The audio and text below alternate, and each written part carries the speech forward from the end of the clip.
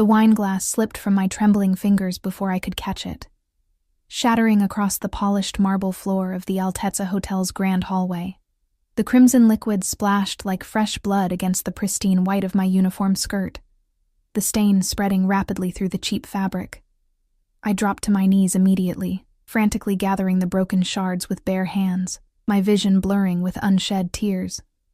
"I'm sorry. I'm so sorry," I whispered to no one in particular, my heart hammering against my ribs. It was my third week at the five-star hotel, and I couldn't afford another mistake, not with rent due in 3 days and my bank account hovering dangerously close to zero. The hallway was mercifully empty, the high-paying guests either still enjoying their 7-course dinner in the ballroom or already retired to their luxury suites. The echo of distant laughter and classical music drifted from the main hall, a world away from my current predicament. I wiped a strand of hair from my face, likely leaving a smear of wine on my cheek in the process. A sharp edge caught my finger, and I hissed as a thin line of blood welled up. Perfect. Another stain on the uniform I'd have to explain to Mrs. Winters, the floor manager who already watched me with narrowed, suspicious eyes. The sudden silence hit me first. The distant murmur of voices and string quartet that had been floating through the corridor abruptly ceased, replaced by a heavy stillness that prickled at the back of my neck. Then came the footsteps, measured, unhurried, the distinctive click of expensive leather against marble. I didn't look up. In the service industry, you learn quickly to make yourself invisible during moments of mishap. The less attention drawn, the better. I focused on gathering the larger glass fragments into the small towel I'd been carrying, praying whoever it was would simply walk past. They didn't. The footsteps stopped precisely at the edge of the spreading wine stain. My eyes traveled upward, taking in the impeccable black leather shoes, hand-polished to a mirror shine, then the precisely tailored black trousers with a crease so sharp it could cut glass. I swallowed hard, keeping my gaze lowered. "Look at me." The voice was quiet, barely above a whisper, yet it carried an unmistakable command that sent a shiver racing down my spine. Against my better judgment, I raised my eyes. He stood perfectly still, like a predator assessing its next move. Early 30s, perhaps, with features that belonged on a Renaissance painting rather than in this sterile hotel corridor. Dark hair swept back from a face, all sharp angles and shadows. Eyes so deeply brown they appeared black in the muted hallway lighting. But it wasn't his striking appearance that made my breath catch. It was the absolute stillness about him, the controlled power evident in every line of his posture. Behind him stood 2 men in suits, their expressions blank, eyes constantly scanning the hallway. One had his hand perpetually near the inside of his jacket. The 3 of them together emanated a palpable sense of danger that made the fine hairs on my arm stand on end. I'm sorry, sir." "I'll clean this up right away," I stammered, suddenly acutely aware of my kneeling position at his feet, the wine stains on my uniform, the cut on my finger leaving tiny droplets of blood on the marble. His gaze didn't waver, dissecting me with clinical precision. "You're hurt." It wasn't a question, but an observation, delivered with such detachment that I couldn't determine if he actually cared or was merely cataloging details. Before I could respond, he turned slightly toward one of the men behind him, not fully taking his eyes off me. "Marco." The single name was enough. The broader of the 2 men stepped forward, producing a pristine handkerchief from his pocket and offering it to me. I hesitated before taking it, acutely aware that the small square of fabric probably cost more than my daily wage. "Thank you," I murmured, wrapping it around my bleeding finger. "Your name?" Again, not a question, but a demand from the man still watching me with unsettling intensity. "Eliza," I answered automatically. "Eliza Morgan." Something flickered in his expression. So brief I might have imagined it. Recognition? Interest? Impossible to tell. "Stand up, Eliza Morgan." I complied without thinking, some primitive part of my brain recognizing the futility of refusing. Even standing, I had to tilt my head back to meet his gaze. He was tall, his presence seeming to fill the entire corridor. "Do you know who I am?" he asked, voice still carrying that same quiet intensity that seemed far more threatening than any shout could be. I shook my head. though a creeping suspicion had begun forming. The Altezza's penthouse suites had been booked solid for the past week by a group that arrived in blacked-out SUVs, who ordered the most expensive items on the menu without glancing at prices, who made the hotel staff nervous in a way regular wealthy guests never did. I'd overheard whispers in the break room, Rossini family, Chicago territory, don't make eye contact. His lips curved slightly, not quite reaching a smile. Good. He turned to the second man, who hadn't moved a muscle. Bring her to my suite. My blood turned to ice. Sir, I'm working. I need to clean this up and return to the ballroom. That won't be necessary.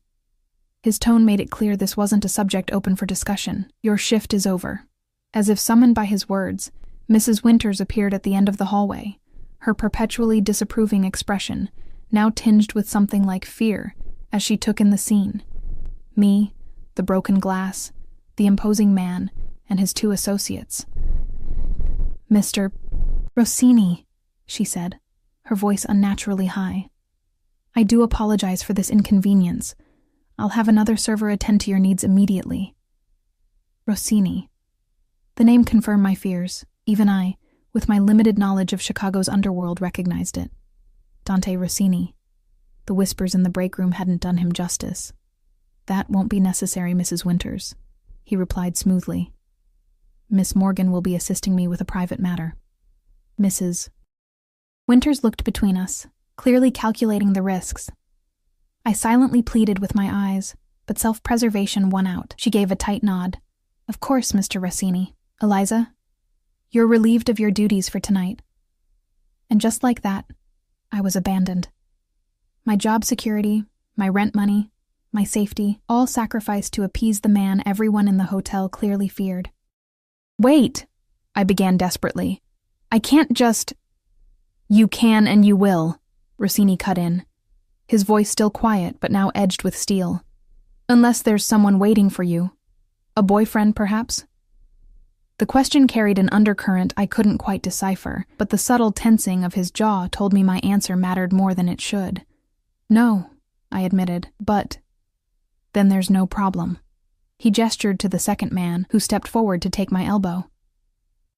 His grip was firm but not painful, making it clear resistance would be futile. As we walked toward the private elevator reserved for the penthouse suites, I became acutely aware of every detail around me. The subtle scent of Rossini's cologne, something expensive and earthy, the silent communication between him and his men, conducted entirely through glances and the smallest of gestures, the way other hotel staff flattened themselves against walls as we passed, eyes downcast, the cool, recycled air raising goosebumps on my arms. The elevator doors closed with a soft ding that felt like the ceiling of a tomb. I stood rigid, watching the numbers climb steadily upward, trying to control my panicked breathing. 30 floors separated the main ballroom from the penthouse level. 30 floors between my normal life and whatever awaited me in Dante Rossini's suite. You're afraid, Rossini observed, breaking the tense silence. He wasn't looking at me, but at my reflection in the mirrored elevator doors. I met his reflected gaze, finding a strange courage in the indirect eye contact. Wouldn't you be? A flash of something, amusement, respect, crossed his features. Most people would be crying by now. The night is young, I replied, immediately regretting my sarcasm. To my surprise, the corner of his mouth lifted slightly. The elevator announced our arrival with another soft ding. The doors opened onto a private foyer that bore little resemblance to the rest of the hotel. Here, the modern luxury gave way to something more classically opulent, marble floors in deep green rather than white, wall sconces casting a warm glow instead of the hotel's sterile brightness. Wait here, Rossini instructed his men, as he guided me forward with a light touch at the small of my back. The contact, even through my uniform, sent an unwelcome shiver through me. We entered what appeared to be a vast living area, with floor-to-ceiling windows offering a panoramic view of Chicago's nightscape. The city lights spread out below us like fallen stars, beautiful and distant. Sit. He gestured to a leather sofa positioned before the spectacular view. I remained standing, Small defiance, perhaps, but it was all I had left. "Why am I here, Mr. Rossini?" His expression remained unreadable as he studied me, head slightly tilted. Without answering, he walked to a bar cart in the corner and poured amber liquid into 2 crystal tumblers. "You have an unusual quality, Eliza Morgan," he finally said, returning and offering me one of the glasses. "Most people can't look me in the eye for more than a few seconds. You've managed quite admirably." I didn't take the drink. "Is that why you had me brought here? Because I can maintain eye contact?" "Partly." He set my untouched glass on the coffee table and took a sip from his own. "Tell me about yourself." "There's nothing to tell," I replied flatly. "I'm a waitress with a wine-stained uniform and a missed half-shift that I desperately needed to pay rent." "And before that?" he pressed, moving to stand directly before me, close enough that I had to tilt my head back to maintain that eye contact he seemed to find so fascinating. "Before you were serving overpriced champagne to people who don't appreciate its quality?" I took a step back, unsettled by his proximity. "I was a nursing student with too much debt and not enough time." "Was?" He caught the past tense immediately. "Had to drop out, 3 semesters in." I didn't elaborate on the reasons: my mother's illness, the mounting medical bills, the second job that still wasn't enough. Now I serve drinks and hope for good tips. He nodded slowly, as though confirming something to himself. "How long have you worked at the Altezza?" 3 weeks. "And before that?" I frowned. "Why does it matter?" "Humor me." I sighed, seeing no point in resistance. "The Palmer House, 6 months. Before that, the Drake, almost a year. Moving down in the world?" I bristled at his assessment, accurate as it was. The tips were better at the Altezza, at least until tonight.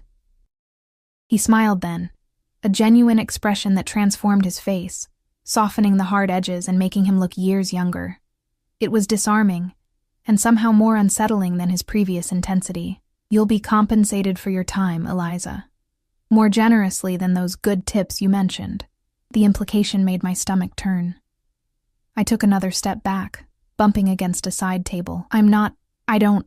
His smile vanished, replaced by a flash of genuine anger. "I'm not proposing to buy your body, Eliza. Contrary to what you might believe, I do have some principles." I should have felt relieved. Instead, confusion washed over me. "Then what am I doing here?" Rossini moved away, giving me space to breathe. He walked to the window, staring out at the city below. For a long moment he was silent, the only sound the clink of ice in his glass as he swirled the remaining liquid. "5 weeks ago, one of my associates had a heart attack while dining at the Palmer House," he finally said. "According to witnesses, a young waitress performed CPR for 8 minutes until paramedics arrived. The doctors said those 8 minutes saved his life." My blood ran cold. I remembered that night vividly. The elderly man collapsing during dessert. The panicked screams. The training kicking in automatically as I dropped to my knees beside him. "That was you, wasn't it?" Rossini turned back to face me, his expression unreadable once more. I nodded slowly. "He was in V-fib. I recognized the symptoms from your nursing training," he finished for me. "Yes." I swallowed hard, memories flooding back. "They took him away in an ambulance. I never knew what happened after." "He lived," Rossini said simply. "Carlo has been with my family for 30 years. He's recovering at his daughter's home in Florida." I felt a small measure of relief at knowing the man had survived, followed immediately by suspicion. "You've been looking for me." It wasn't a question, and Rossini didn't treat it as one. "Carlo described you. When I saw you in that hallway tonight, I recognized you immediately." The pieces fell into place with sickening clarity. "So this is what? A thank you? A reward for saving your associate's life?" "In part." He set his empty glass down and approached me again, this time more cautiously, as though I were a wild animal that might bolt. "But also an opportunity." "An opportunity," I repeated flatly. "I have an associate in need of private medical care," Rossini explained. "Someone with discretion and skill. Someone who doesn't faint at the sight of blood or panic under pressure. Someone like you, Eliza Morgan." I stared at him, trying to process his words. "You want to hire me as, what? A private nurse? For your associate?" "For my brother," he corrected quietly. And yes, that's exactly what I'm proposing. I didn't finish my degree, I pointed out. I'm not qualified. You're more qualified than most, he countered. And unlike most, you've proven you can function under extreme stress. My mind raced, calculating angles, potential traps, hidden meanings. Why not hire a real nurse or a doctor? You clearly have the money. Something dark flashed across his face. My brother's condition requires discretion that conventional medical channels cannot provide. Gunshot wounds, knife injuries, things that would have to be reported to the police. My silence must have communicated my understanding. I'm offering you $5,000 a week, Rossini continued, watching my reaction carefully. A private suite adjacent to my brother's. All expenses covered. A 3-month contract to start. The sum was staggering. More than enough to pay off my remaining student loans and my mother's medical bills. Enough to restart my life once the 3 months were over, if I survived them. And if I say no? I asked quietly. His expression hardened almost imperceptibly.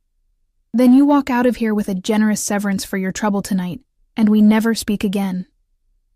It should have reassured me. Instead, it felt like a carefully crafted lie. I need to think about it, I said, knowing even as the words left my mouth that I was merely postponing the inevitable. Rossini nodded once, as though he'd expected nothing less. Of course. You have until tomorrow morning. He reached into his pocket and withdrew a business card, holding it out to me. My private number. Call me with your decision by 10 a.m. I took the card, our fingers brushing momentarily. His were surprisingly warm. In the meantime, he continued, one of my men will drive you home. That's not necessary, I began, but he cut me off with a raised hand. It's late, and Chicago isn't kind to women traveling alone after midnight. This isn't negotiable, Eliza. The way he said my name, with a subtle emphasis on the second syllable, sent another involuntary shiver through me. Before I could respond, he had crossed to a nearby desk and was writing something on a slip of paper. Your compensation for tonight, he said, holding it out to me. Consider it a good faith gesture. I glanced down at the check and nearly choked. $5,000. For breaking a wine glass and having an uncomfortable conversation. I can't accept this, I said, trying to hand it back. His eyes narrowed slightly. You can. You will. I opened my mouth to protest further, but something in his expression stopped me. This was a man unaccustomed to having his generosity, or anything else, rejected. Thank you, I managed instead, slipping the check into my pocket. Rossini nodded, apparently satisfied, and moved toward the door. Nico will see you home safely. I'll await your call tomorrow, Eliza. As I followed him back to the foyer where his men still waited, a question burned in my mind. Mr. Rossini? He paused, looking back at me with that same unsettling intensity. Yes? Why me? Really? I asked. There must be dozens of nursing students in Chicago who could help your brother. Why go to all this trouble to find me specifically? For a long moment he was silent, studying me with those dark, unreadable eyes. Finally, he spoke, his voice so low I had to strain to hear it. Because when Carlo described the woman who saved his life, he said she had hands that healed and eyes that saw too much. A ghost of a smile touched his lips. I find I'm inclined to agree with his assessment. With that enigmatic statement hanging in the air between us, Dante Rossini opened the door and handed me off to the man called Nico, who would ensure I made it safely to my apartment in a part of town that people like Rossini probably never saw in daylight. As the elevator descended, I clutched the business card in one hand and felt the weight of the check in my pocket. By saving one man's life, I had inadvertently entangled myself with Dante Rossini. And something told me that walking away wouldn't be as simple as he'd made it sound. My phone buzzed in my pocket, a text from my roommate asking when I'd be home. Such a normal concern from a world that suddenly felt very far away. I had until morning to decide which path to take, but as the elevator reached the ground floor, I already knew what my answer would be. Some offers you just can't refuse, even when every instinct screams that you should. The black SUV with tinted windows pulled up to my apartment building, looking absurdly out of place among the rusted sedans and budget compacts that lined my street. Nico, Rossini's silent companion, hadn't spoken more than 3 sentences during our 20-minute drive. His eyes constantly scanned the road, one hand never far from the inside of his jacket. "Wait," he said, the first word he'd uttered since we left the Altezza. He stepped out, surveyed the dimly lit street with practiced efficiency, then opened my door.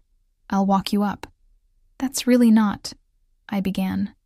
But the look he gave me made it clear this wasn't a suggestion, another non-negotiable courtesy from Dante Rossini. My building was a 3-story walk-up, the kind with perpetually flickering hallway lights and an elevator that had been temporarily out of service since before I moved in. The stairwell smelled of old cigarettes and someone's attempt to mask them with lemon-scented cleaner. I was acutely aware of how shabby it all must look to someone accustomed to the Altezza's penthouse. Outside my door, I fumbled for my keys.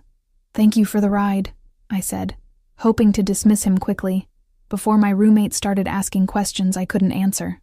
Nico nodded, but remained planted in place. "Mr. Rossini instructed me to ensure you get inside safely." I sighed and unlocked the door, pushing it open to reveal my small apartment. The living room lights were on, and I could hear the soft murmur of the television. My roommate Zoe was curled up on our second-hand couch, laptop balanced on her knees, her dark hair piled in a messy bun. She looked up, her expression morphing from casual interest to wide-eyed surprise when she saw Nico looming behind me. "Eliza? Everything okay?" she asked, her voice carefully neutral while her eyes conveyed a clear, "What the actual hell?" "Everything's fine," I assured her quickly. "Just work stuff. I'll explain later." Nico, apparently satisfied that I hadn't been murdered in the 5 seconds since unlocking my door, gave a curt nod. "Mr. Rossini expects your call by 10 a.m. With that, he turned and disappeared down the hallway, his footsteps surprisingly quiet for such a large man. I closed the door, leaning against it as the reality of the evening crashed over me like a wave. The wine glass, Rossini's unexpected offer, the check still burning a hole in my pocket. "Eliza." Zoe's voice cut through my thoughts. "Why was there a human tank escorting you home, and who is Mr. Rossini?" She set her laptop aside, giving me her full attention. "And why are you home so early? And what happened to your uniform?" I looked down at my stained skirt, having almost forgotten the incident that had started this bizarre chain of events. "It's complicated. I've got time." She patted the couch beside her. "And wine. Not the fancy stuff you serve at the Altezza, but it'll do." I dropped onto the couch, kicked off my shoes, and accepted the glass she poured me from the half-empty bottle on our coffee table. The cheap Merlot was a far cry from what I'd spilled earlier, but I gulped it gratefully. "Remember that guy at the Palmer house?" I began, trying to figure out how to explain without causing alarm. "The one who had the heart attack during my shift?" Zoe nodded. "The one you saved with your nursing school superpowers?" "Sure. Turns out he works for Dante Rossini." Her eyes widened. "Wait, the Dante Rossini? As in, rumored to control half of Chicago's North Side Dante Rossini?" I stared at her. You know who he is?" "I'm a crime reporter, Eliza, or trying to be." She reached for her laptop, typing quickly. "The Rossini family has been on law enforcement's radar for decades, but they're careful, really careful." She turned the screen toward me, showing a rare photograph of Dante at some charity gala, looking even more devastatingly handsome in a tuxedo than he had in the hotel hallway. "That's him, right?"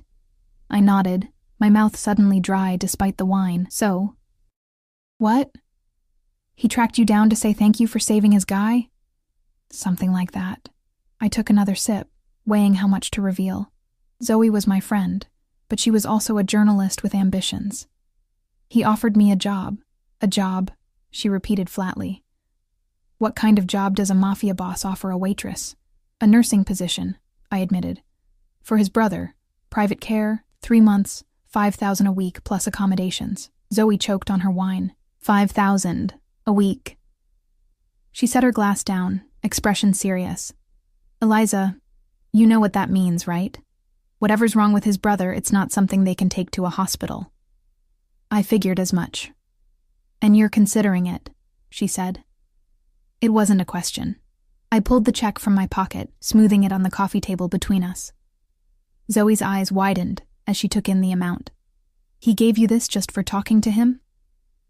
For my time, I confirmed. A good faith gesture, he called it. Zoe leaned back, studying me. You're really thinking about saying yes, aren't you?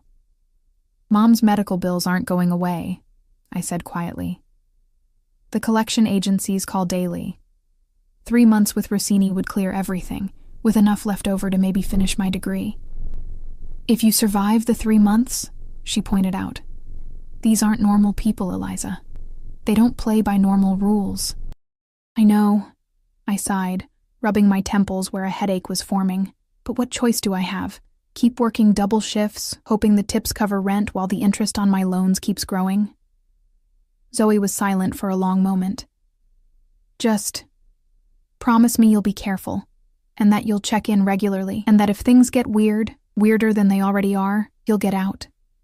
I promise, I said, though we both knew such promises were easier made than kept.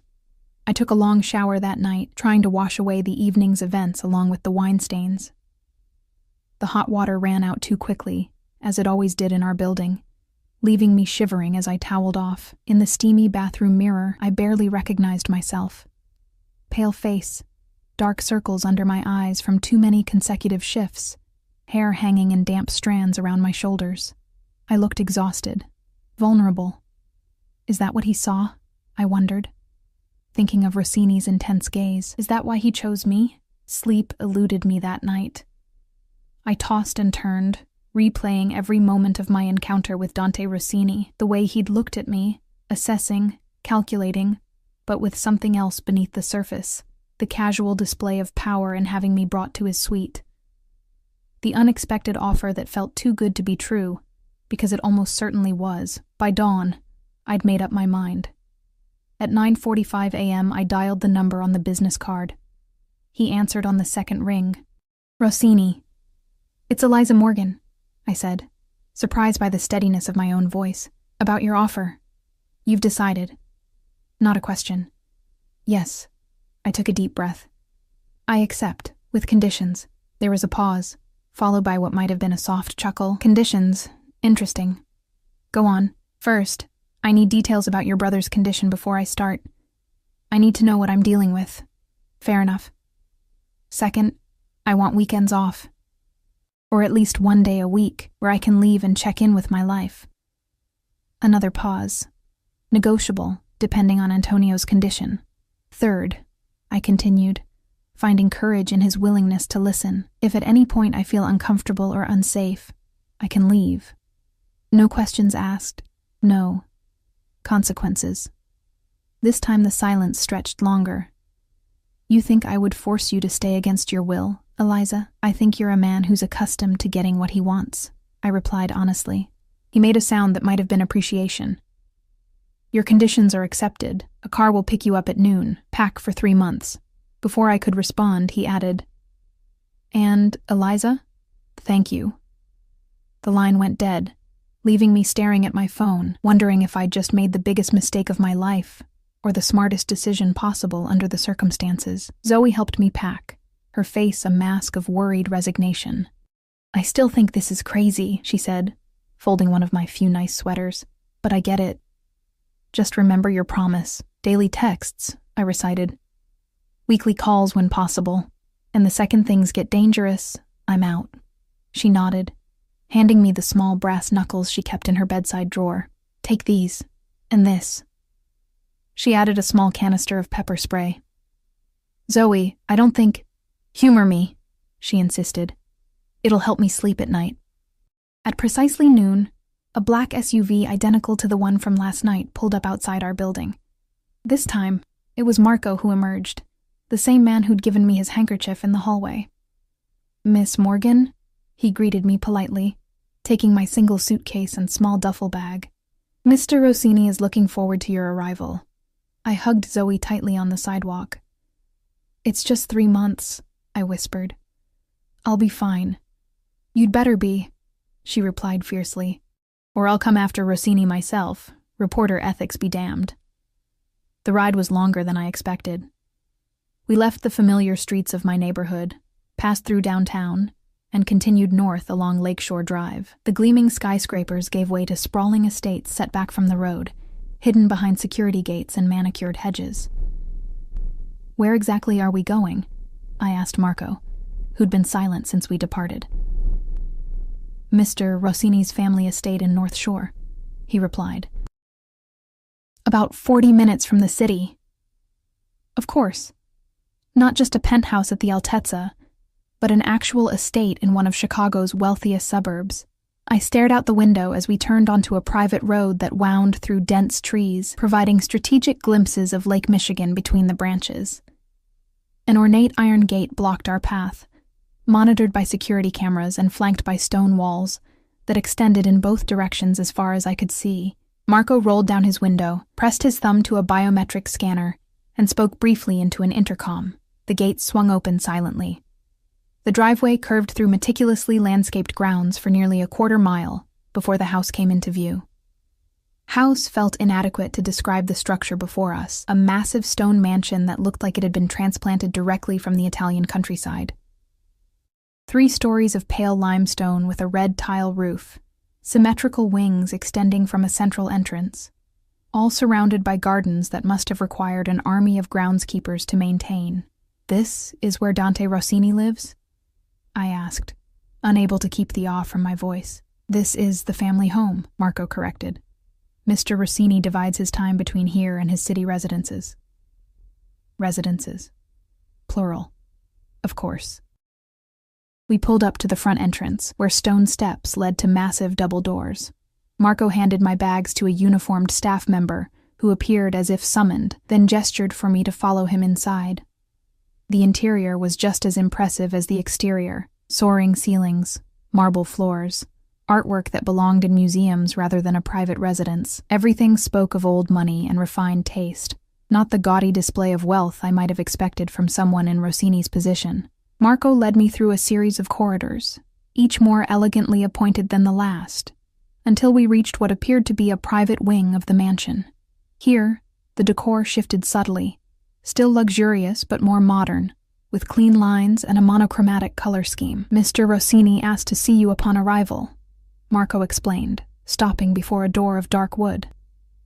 He knocked once, then opened it without waiting for a response. The room beyond was a spacious office, with floor-to-ceiling bookshelves along one wall and large windows overlooking the lake on another. Dante Rossini stood by those windows, his back to the door, a phone pressed to his ear. He was speaking rapid Italian, his tone clipped and authoritative. Sensing our presence, he turned, his dark eyes finding mine immediately. He held up one finger in a universal one-moment gesture, then concluded his call with a few terse sentences. "Eliza," he said as he slipped the phone into his pocket. "Welcome." He looked different here, in his own domain, still impeccably dressed in tailored trousers and a crisp white shirt, sleeves rolled to reveal strong forearms, but somehow more relaxed, almost approachable, if not for the undercurrent of power that still emanated from him. "Your home is beautiful," I said, for lack of anything more substantive. "It's been in my family for 3 generations," he replied, crossing the room to stand before me. "My grandfather bought the property when he first came to America, built the house to remind him of Tuscany." There was pride in his voice, but something else too, a weight of expectation perhaps, or the burden of legacy. Before I could analyze it further, he gestured to a seating area near a fireplace. "Please sit. We should discuss my brother's condition before you meet him." I perched on the edge of an armchair, while Rossini took the seat opposite me. Marco had disappeared silently, closing the door behind him. "Antonio was injured 5 weeks ago," Rossini began without preamble. "Gunshot wound to the abdomen. The bullet perforated his small intestine and nicked his liver. My nursing training kicked in automatically. He should be in a hospital, Mr. Rossini. That kind of injury." "He was," he cut me off. "For 3 weeks. The immediate damage has been repaired surgically. What he needs now is recovery care, physical therapy, and monitoring for complications." "And you can't hire a regular home health nurse because—" His jaw tightened. "Because the shooting was the culmination of a series of events that have made my family visible to certain law enforcement agencies. Antonio's hospital stay was already a risk. Having strangers in and out of our home would be unwise. Translation: the police are watching, and whatever happened to Antonio was probably illegal. I see, I said carefully. What exactly would my responsibilities entail? Changing surgical dressings, monitoring his condition, administering prescribed medications, assisting with physical therapy exercises, basically, ensuring he recovers fully and doesn't develop complications. It sounded straightforward enough, standard post-operative care that I'd been trained for, even if I hadn't completed my degree. And the reason for the 3-month time frame? Antonio's doctor estimates full recovery will take approximately 12 weeks, Rossini explained. After that, he should be able to manage with minimal assistance. I nodded slowly, processing this information. It was both better and worse than I'd feared. No active gunshot wounds to treat, but clear confirmation that I was entering a dangerous world where violence was commonplace enough to have contingency plans. One last question, I said, meeting his gaze directly. Why me, really? You could have found a fully qualified nurse willing to be discreet for the money you're offering. Rossini studied me for a long moment, his expression unreadable. Then he rose and walked to his desk, returning with a folder that he handed to me. Inside were photographs, surveillance images of me leaving my apartment building, entering the Altezza Hotel, sitting in a coffee shop with Zoe. There were copies of my nursing school transcripts, my mother's medical records, even a list of my outstanding student loans and their amounts. Cold dread washed over me. You've been investigating me. I investigate everyone who comes into my orbit, he replied unapologetically, especially someone I'm trusting with my brother's care. I flipped through the pages, increasingly disturbed by the thoroughness of the dossier. He knew everything about me, where I'd lived, where I'd worked, my financial situation, even my mother's cancer diagnosis and treatment history. This is... I couldn't find the words. Necessary, he finished for me. In my position, I can't afford to trust blindly. I closed the folder, pushing it back toward him. And what did your investigation tell you? That you're intelligent, hardworking, and desperate enough to accept my offer despite your misgivings, he said bluntly. That you have a moral compass that led you to save Carlo's life without hesitation. That you're capable under pressure, and perhaps most importantly, that you have no connections to any of my enemies or to law enforcement. The clinical assessment made me sound like a particularly suitable appliance he was considering purchasing. I should have been offended, but his honesty was oddly refreshing after a lifetime of people's hidden agendas. Well, I said finally, at least we understand each other. A ghost of a smile touched his lips. Do we? Before I could respond, a knock at the door interrupted us. Marco appeared again, his expression grave. Mr. Rossini, Antonio is asking for you. His fever has returned. Rossini was on his feet instantly, all trace of our almost casual conversation vanishing. Show Miss Morgan to her quarters, then bring her to Antonio's room, he instructed, already striding toward the door. He paused briefly, looking back at me. Your job begins now, it seems. And just like that, I was swept into the Rossini family drama. My suitcases still unpacked, my doubts still unresolved. As Marco led me through the labyrinthine corridors to what would be my home for the next 3 months, I tried to ignore the voice in my head, warning me that I'd just crossed a threshold from which there might be no easy return. My room, quarters, seemed too cold a word for the luxurious suite Marco showed me into, was bigger than my entire apartment. A sitting area with plush furniture, a bedroom with a king-sized 4-poster bed, a marble bathroom that made the Altezza's facilities look modest, and even a small balcony overlooking the gardens. Mr. Rossini thought you would be most comfortable here, Marco explained. It connects directly to Antonio's suite through that door. He indicated a door in the far wall. For ease of access during your duties. He gave me exactly 2 minutes to wash my hands and compose myself before escorting me to meet my patient. As we approached another door at the end of the hallway, I squared my shoulders and took a deep breath. Whatever awaited me on the other side, I was now committed to seeing it through. For better or worse, I had entered Dante Rossini's world, and I suspected leaving it wouldn't be nearly as simple as he'd promised. Antonio Rossini's suite made mine look modest by comparison. Twice the size, with a wall of windows overlooking Lake Michigan, it had been converted into something between a luxury apartment and a hospital room. Medical equipment stood discreetly alongside antique furniture, creating an incongruous blend of clinical necessity and opulence. Dante stood by the massive bed where a figure lay beneath fine sheets. Even from the doorway, I could see the resemblance between the brothers, the same dark hair, the same strong profile, but where Dante exuded controlled power, Antonio looked diminished, his features sharpened by pain and fever. "Antonio," Dante said, his voice gentler than I'd heard it before. "This is Eliza Morgan, the nurse I told you about." Antonio's eyes fluttered open, the same deep brown as his brother's, but clouded with discomfort. He regarded me with a mixture of suspicion and relief. "You don't look like a nurse," he said, his voice raspy. I approached the bed, automatically assessing his condition with practiced eyes. Pale skin with an unhealthy sheen of sweat. Rapid, shallow breathing, the slight grimace that suggested he was trying to hide significant pain. "I get that a lot," I replied, keeping my tone professional but warm. "Mr. Rossini, I need to check your temperature and vital signs. Is that all right?" He gave a weak nod, then glanced at his brother. "Dante, give us some privacy."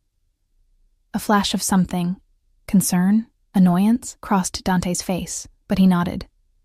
"I'll be in my office if you need anything." The statement seemed addressed to both of us, but his eyes lingered on me, carrying an unspoken warning. Don't fail at this. Once Dante had left, closing the door behind him, I moved efficiently around the room, locating the medical supplies I would need. A digital thermometer on the bedside table, a blood pressure cuff and stethoscope arranged neatly on a nearby cart. Everything state-of-the-art and pristine. 102.8, I read from the thermometer after checking Antonio's temperature. "How long have you had the fever?" "It comes and goes," he said, watching me warily as I wrapped the blood pressure cuff around his arm. "Worse since last night." I frowned, noting the elevated blood pressure and rapid pulse. "I need to check your surgical site. When was the last time your dressing was changed?" "This morning. One of Dante's men does it. Marco. He was a medic in the army." That explained Marco's clinical efficiency. I gently pulled back the covers and lifted Antonio's silk pajama top to reveal a large bandage on his abdomen. Carefully peeling back the edge, I immediately noticed the angry redness around the healing incision, the slight but unmistakable swelling. "This is infected," I said, keeping my voice calm despite the concern rising within me. "Has your doctor seen this?" Antonio's laugh was bitter. "My doctor comes when Dante calls him. And Dante hasn't called him because I told him I was fine." I raised an eyebrow. "Well, you're not fine. You need antibiotics, stronger ones than whatever you're currently taking, by the look of this." I searched through the medications arranged on a nearby table, quickly identifying the prescribed antibiotics. The dosage was inadequate for the infection I was seeing. "I need to speak with your brother," I said, replacing the bandage. "And you need to start on stronger antibiotics immediately. He'll be impossible to live with if he thinks he was right," Antonio muttered. Despite his obvious discomfort, there was something boyish about his complaint, reminding me that despite being involved in his family's dangerous business, he was still a younger brother, chafing under an older sibling's authority. "I'll handle Dante," I assured him, surprising myself with the confidence in my voice. "You focus on getting better." I found Dante exactly where he said he'd be, in his office, phone pressed to his ear again. He looked up when I entered, quickly concluding his call. "How is he?" No preamble, just direct concern. "The surgical site is infected," I said, matching his directness. "He needs stronger antibiotics, and he should probably be seen by a doctor." Dante's expression tightened. "How serious?" "Not life-threatening yet, but it could become so if left untreated. The infection could spread to his bloodstream and cause sepsis." He nodded once, already reaching for his phone. "I'll call Dr. Kiernan. Your brother mentioned that you have someone who changes his dressings. Marco?" "Yes, he has some medical training. I'd like to handle all of Antonio's care myself from now on," I said firmly, "including wound care. Consistency is important." Dante studied me for a moment, then nodded. "Of course. You're in charge of his medical care now. Whatever you need, just ask." I need a complete list of his medications, copies of his surgical reports, and any post-discharge instructions, I said, and a direct line to this Dr. Kiernan. If Dante was surprised by my assertiveness, he didn't show it. Instead, he opened a drawer and withdrew a thick folder. Everything is in here. Dr. Kiernan will be here within the hour. Is there anything else my brother needs immediately? I thought for a moment. Fever reducers. Something light to eat when he feels up to it. And he should be drinking more fluids than he probably has been. I'll have the kitchen prepare something suitable, Dante said, and Marco will show you where everything else is kept. The next few hours passed in a blur of activity. Dr. Kiernan arrived, a silver-haired man with a perpetually worried expression, who seemed both competent and understandably nervous about treating a Rossini. He confirmed my assessment, prescribed stronger antibiotics, and departed as quickly as he'd arrived, leaving me with updated care instructions. By evening, I'd established a medication schedule, changed Antonio's dressings properly, and coaxed him into drinking several glasses of water and eating some broth. His fever had dropped slightly, though he still looked uncomfortable. "You're good at this," he observed as I adjusted his pillows. "Better than Marco." I smiled. "I should hope so. I spent 3 years training for it." "Dante said you dropped out of nursing school." "I did. Family circumstances." Antonio nodded, not pressing for details. "Well, his loss is our gain, I guess. Our gain. Already being claimed by the Rossini family after less than a day." The thought should have disturbed me more than it did. A knock at the door interrupted us. Dante entered, his gaze immediately going to his brother, assessing his condition with obvious concern before turning to me. "How is he?" "Better," I answered. "The fever's down slightly, and he's managed to eat something." Relief softened Dante's features momentarily. "Good. You should eat something too. I've had dinner prepared." I glanced at my watch, surprised to find it was already past 8 p.m. I'd been so focused on Antonio that I'd lost track of time entirely. "I can have something brought up," I said, reluctant to leave my patient. "You've been working for hours without a break," Dante pointed out. "Antonio will be fine for the time it takes you to have a proper meal." Antonio waved a hand weakly. "Go. I'm just going to sleep anyway. The pain meds are kicking in." I hesitated, then nodded. "I'll check on you when I get back. The call button is right here if you need anything." Dante led me through the mansion's corridors to a smaller, more intimate dining room than I would have expected. No grand formal space with a table for 20, but a comfortable room with a table set for 2, lit by candles and overlooking the gardens. "I thought you might prefer something quieter after your first day," Dante explained, pulling out a chair for me. I sat, suddenly acutely aware that I was still wearing the clothes I'd arrived in, simple jeans and a sweater that had seemed perfectly adequate that morning, but now felt hopelessly casual amid such elegance. Dante took the seat opposite me, seemingly unbothered by my appearance. A server appeared silently, pouring wine and presenting the first course. A delicate salad with ingredients I couldn't even identify. "Thank you for today," Dante said after the server had withdrawn. "Dr. Kiernan was impressed with your assessment." I took a sip of the wine, rich and complex in a way the cheap bottles Zoe and I shared could never be. "I was doing my job, which you've had for less than 12 hours, he pointed out. "Most people would still be adjusting to their surroundings." I shrugged, uncomfortable with the praise. "Your brother needed care. The surroundings are irrelevant to that." A small smile touched Dante's lips.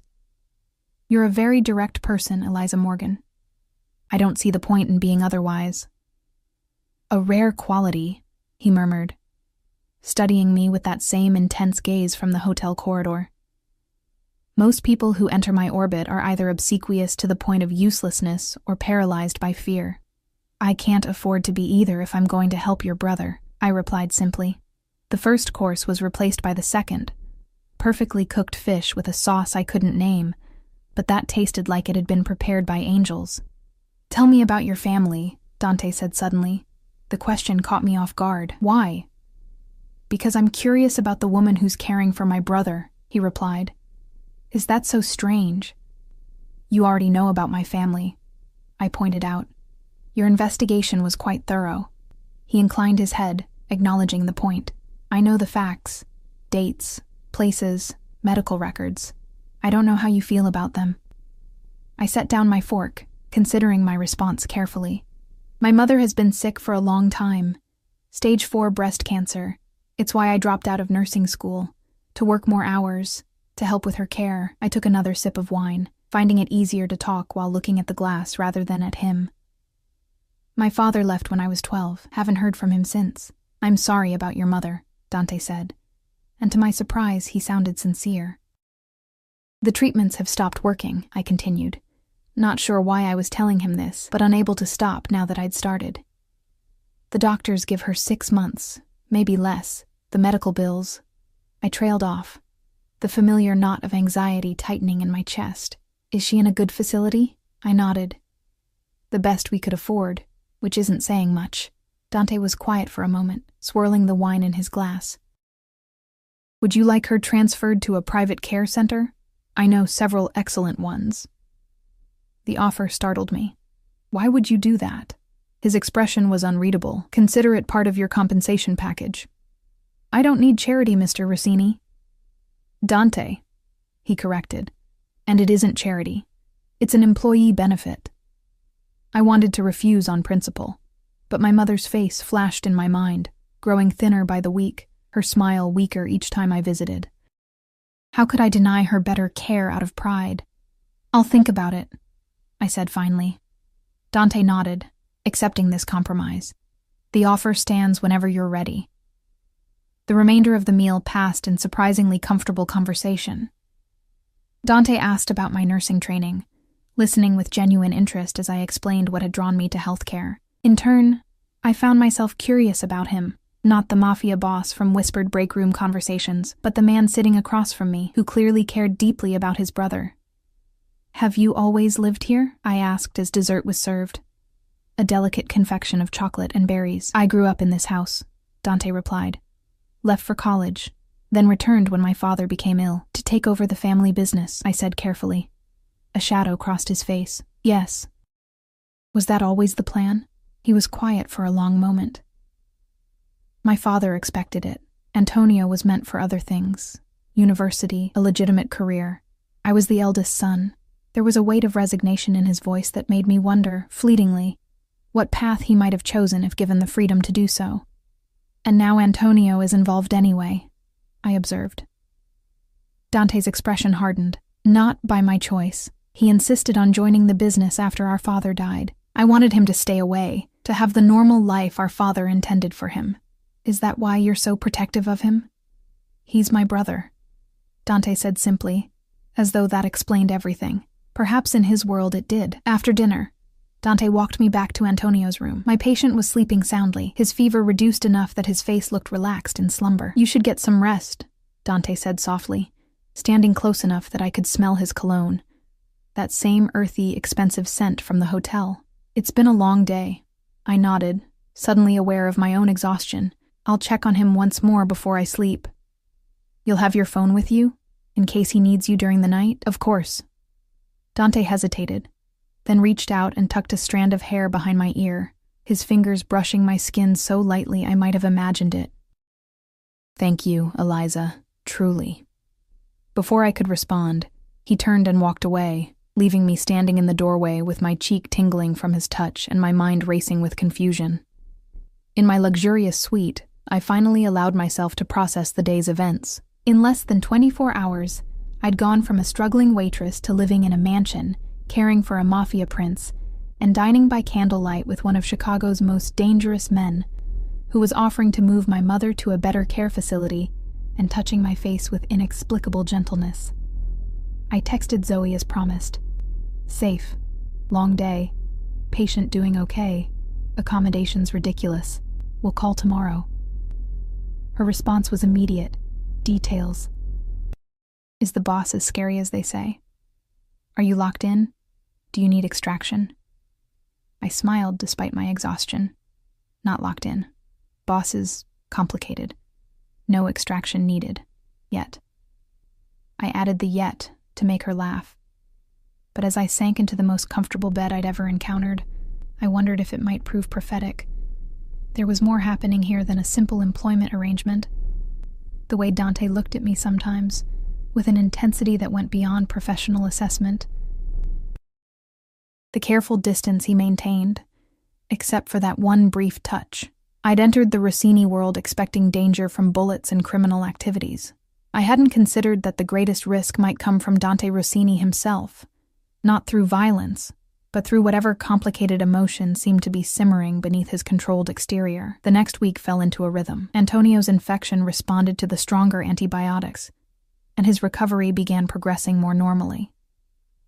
I spent most of my days in his suite, changing dressings, administering medications, and helping with the gentle exercises Dr. Kiernan had prescribed to prevent muscle atrophy. To my surprise, I found I actually liked Antonio. Beneath the tough exterior was a thoughtful young man who read voraciously. His bedside table was always stacked with books ranging from classical literature to modern thrillers, and who possessed a wry sense of humor even when in pain. "So," he said one afternoon as I checked his incision, which was finally showing signs of proper healing, "how did my brother convince you to take this job? He can be very persuasive when he wants something." I kept my expression neutral. "He made a generous offer. I needed the money." Antonio studied me with eyes too perceptive for comfort. "That's part of it.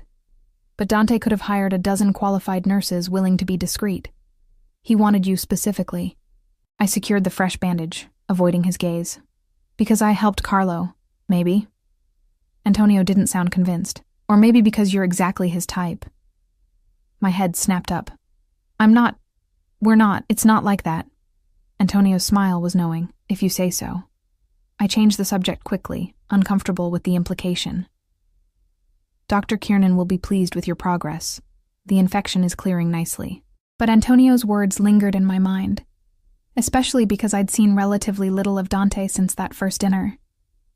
He checked in on his brother daily, of course, but our interactions had been brief and professional. Sometimes I felt his eyes on me as I worked, but whenever I looked up, his expression was unreadable. It was almost a relief when, on my 8th day at the Rossini estate, Dante appeared in Antonio's doorway while I was administering the evening medications. "Eliza, may I speak with you when you're finished here?" I nodded, trying to ignore the knowing look Antonio gave me. "Of course. 10 minutes?" Dante inclined his head and withdrew, leaving me to complete my tasks under Antonio's amused scrutiny. "Not like that, huh?" he murmured. I rolled my eyes, refusing to engage. "Take these," I said, handing him his pills. "I'll be back to check on you before bed." Dante was waiting in the corridor, leaning against the wall with casual elegance. "Walk with me," he suggested, gesturing toward the gardens. The evening was mild, the lake breeze carrying the scent of flowers from the meticulously maintained beds that surrounded the mansion. We walked in silence for several minutes, following a stone path that wound between sculpted hedges and ornamental trees. "Antonio is improving," Dante finally said, "thanks to your care." "The antibiotics did most of the work," I replied modestly. "But yes, he's doing much better." Dante nodded, seeming pleased. "I've been meaning to ask, have you considered my offer regarding your mother?" I had, in fact, thought about little else during quiet moments. "It's very generous," I said carefully. "But you haven't decided." I stopped walking, turning to face him directly. "Why are you doing this? The job, the salary, now offering to move my mother. It's excessive for just nursing care." Dante studied me, his dark eyes reflecting the fading sunlight. "Perhaps I believe in being generous to those who help my family." "Perhaps," I echoed, not believing it for a second. "Or perhaps there's something you're not telling me." A smile touched his lips. "You're very direct, Eliza Morgan." "So you've said before," he resumed walking, and I fell into step beside him. "The truth is, I find myself intrigued by you." My heart rate picked up despite my best efforts to remain calm. "Intrigued." "You saved Carlo without hesitation or expectation of reward. You speak to me without fear or false deference. You care for Antonio with genuine compassion rather than just professional obligation." He glanced at me. "These are rare qualities in my world." "I'm just doing my job," I said, echoing my words from that first dinner. "No. Dante shook his head slightly. You're doing far more than that. You're bringing humanity into a situation where it's often in short supply. And I didn't know how to respond to that. We walked in silence until reaching a stone bench overlooking the lake, where Dante gestured for me to sit. There's something else, he said, remaining standing. I'm hosting a gathering here this weekend. Business associates, some family friends. Nothing too elaborate. I nodded, wondering why he was telling me this. Antonio is well enough now that your constant presence isn't required. Dante continued. You're welcome to join the gathering if you wish. Or you could take the evening off, perhaps visit your mother or your roommate. It was the first reference to the time-off condition I'd requested before accepting the position. I hadn't expected him to honor it so soon. I'd like to visit my mother, I said without hesitation, if you're sure Antonio will be all right. I'll have Marco check on him periodically, Dante assured me. A car will be available to take you wherever you need to go and bring you back when you're ready. Thank you. The words felt inadequate for the unexpected consideration. Dante turned to face the lake, his profile sharp against the darkening sky. There's something about you, Eliza, he said, his voice so quiet I had to lean forward to hear him. Something that makes me want to be better than what I am. Before I could process that startling confession, he turned back to me, his expression once again composed. We should return to the house. It's getting cold. As we walked back in silence, I tried to make sense of what had just happened. Dante Rossini, feared Mafia boss, was offering me time off, transportation to visit my mother, and confessing that I somehow inspired him to be better. It was disorienting, especially coupled with Antonio's earlier insinuations. I told myself it was nothing, that Dante was simply a complex man capable of both ruthless business dealings and unexpected kindness, that his interest in me was merely the novelty of having someone in his household who treated him like a person rather than a threat or an opportunity. But as we reached the house and he held the door open for me, his hand briefly touching the small of my back as I passed, I couldn't ignore the warmth that spread through me at the contact. Nor could I deny the strange sense of connection forming between us, tentative and undefined, but undeniably present. Good night, Eliza, he said softly, as we reached the corridor leading to Antonio's wing. Good night, Dante, I replied, using his first name deliberately, testing how it felt on my tongue. His eyes darkened at the sound, and for a breathless moment, I thought he might say or do something more. Instead, he simply nodded and turned away, leaving me to wonder if I'd imagined the tension crackling between us.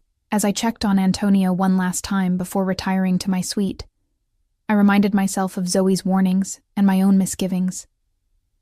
Getting emotionally involved with Dante Rossini would be beyond foolish. It would be potentially dangerous. He lived in a world of violence and power struggles that I could scarcely comprehend.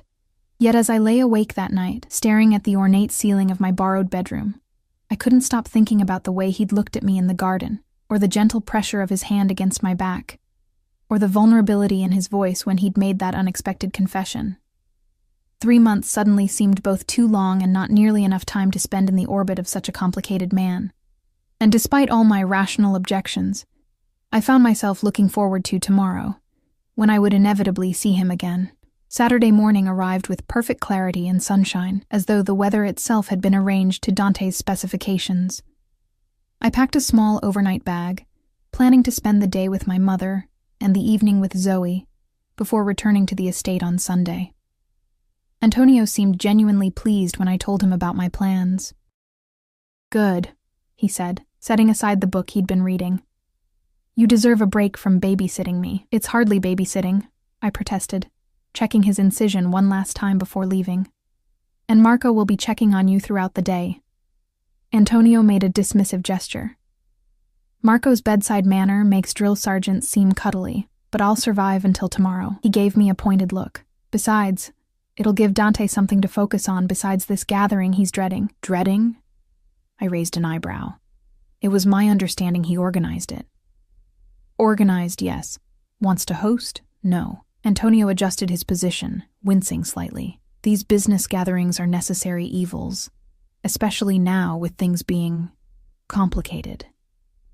I'd gathered from snippets of overheard conversations and Antonio's occasional comments that the Rossini family was navigating some sort of territorial dispute with a rival organization. Antonio's shooting had apparently been part of this conflict, though no one had shared the specifics with me. For my own protection, I assumed. "Well, I'm sure it will be fine," I said, repacking my medical bag. "Try to rest while I'm gone, and don't let Marco bully you into overdoing the exercises." Antonio grinned. "Yes, Nurse Morgan." I was just closing my overnight bag when a knock came at my door. I opened it to find Dante standing there, impeccably dressed as always, but with an unusual tension around his eyes. "Your car is ready," he said, then gestured to a small box in his hand. "But first, I have something for you." I stepped back to let him enter, curious despite myself. "You didn't need to." "I wanted to," he interrupted, handing me the box. "Open it." Inside was a sleek smartphone, newer and more expensive than anything I could have afforded. "I don't understand." "It's secure," Dante explained. "Encrypted. My number and Marco's are programmed in, along with a direct line to Dr. Kiernan." His expression grew serious. "If you need anything at all, while you're away, you call me, immediately." I turned the phone over in my hands, touched by the gesture even as I recognized the subtle way he was maintaining connection and control. "Even during my time off, thank you," I said, "though I hope I won't need to use it, as do I." He hesitated, then added, "I've also taken the liberty of arranging something at your mother's care facility. Nothing intrusive, just an improvement in her comfort." My head snapped up. "What did you do?" "Nothing that would draw attention," he assured me. "A private room, some additional care hours, better food options." He held up a hand when I started to protest. "No paperwork in your name or mine. Nothing traceable or suspicious." I wasn't sure whether to be grateful or alarmed by his intervention. "You didn't need to do that. I know." His eyes held mine. "But your mother's comfort matters to you, and you matter to—" He paused, seeming to reconsider his words. "Your well-being matters to Antonio's recovery." I didn't believe that explanation for a second, but I nodded, accepting the gift for what it was. "Thank you." Dante glanced at his watch. "The driver will take you wherever you need to go today and bring you back tomorrow whenever you're ready. His name is Vincent. He's reliable and discreet." The emphasis on discreet wasn't lost on me. Whatever Dante had arranged for my mother, he wanted it kept quiet, not just from authorities, but perhaps from his own associates as well. "I'll see you tomorrow then," I said, slipping the new phone into my purse. He nodded, but made no move to leave. Instead, he stepped closer, close enough that I could smell his cologne and see the tiny flecks of gold in his dark irises. "Eliza." The way he said my name made my breath catch. "Yes?" "Be careful." His voice was low, intense. "The world outside these walls is less secure than I would like it to be at the moment." Before I could ask what he meant, he reached out and tucked a strand of hair behind my ear, that same gesture from our first evening. But this time his fingers lingered against my cheek for a heartbeat longer. Then he was gone, leaving me with flushed cheeks and a racing pulse. Vincent was waiting by a black sedan at the front entrance, not one of the imposing SUVs I'd come to associate with Rossini's operation, but something more understated while still unmistakably expensive. He was older than Marco and Nico, with salt and pepper hair and the watchful eyes of someone who had seen too much in his lifetime. "Miss Morgan," he greeted me, opening the rear door. "Where would you like to go first?" "Lakeside Care Center in Evanston," I replied, settling into the plush leather seat. The drive was peaceful, Vincent maintaining a professional silence that I appreciated as I watched the landscape transition from North Shore opulence to more modest suburbs. When we arrived at the care center, he pulled up to the entrance and turned to me. "I'll wait here, Miss Morgan. Take as much time as you need."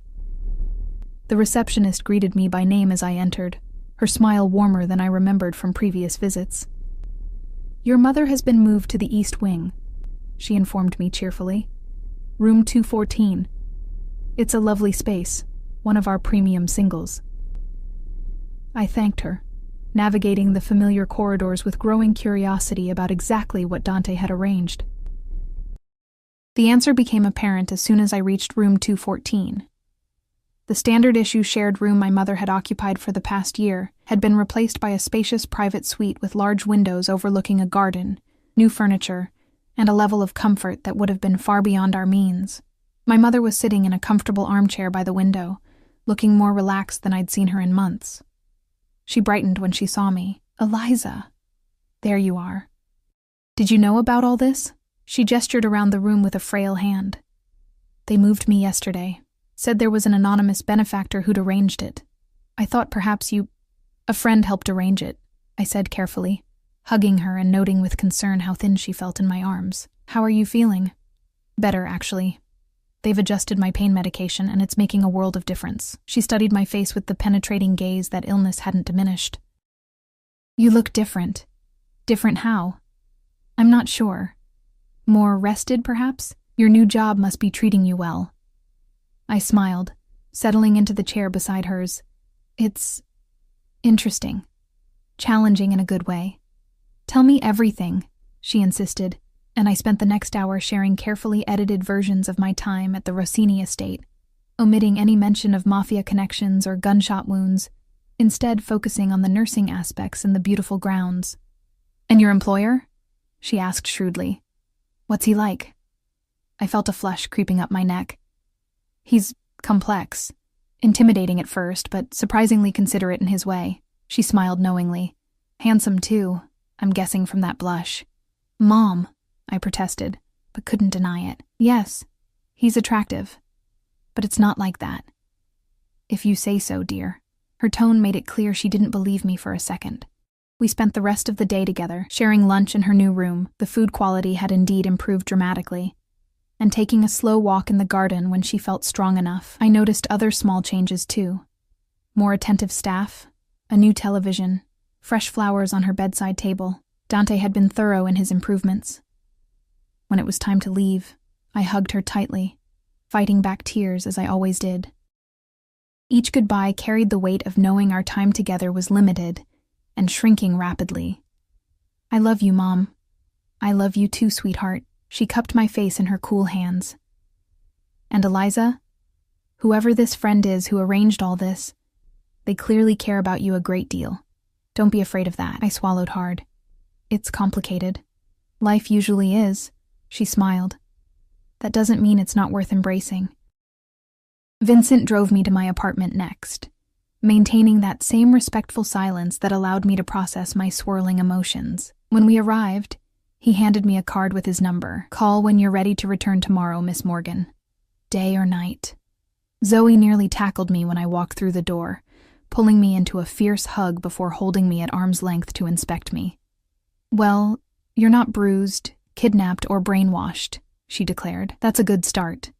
I laughed, dropping my overnight bag on the couch. "I told you I was fine." "You said the boss was complicated," she countered. "Coming from you, that could mean anything from slightly moody to psychopath with good table manners." I rolled my eyes but gave her the update she was clearly desperate for, sharing more details with her than I had with my mother, but still omitting anything that might violate the confidentiality I'd tacitly agreed to by accepting Dante's offer. "So, let me get this straight," Zoe said when I'd finished, opening a bottle of wine and pouring us each a glass. "You're living in a mansion, caring for a recovering Mafia prince, and the big bad boss is giving you meaningful looks, touching your hair, and upgrading your mom's care without being asked." Put that way, it sounded ridiculous.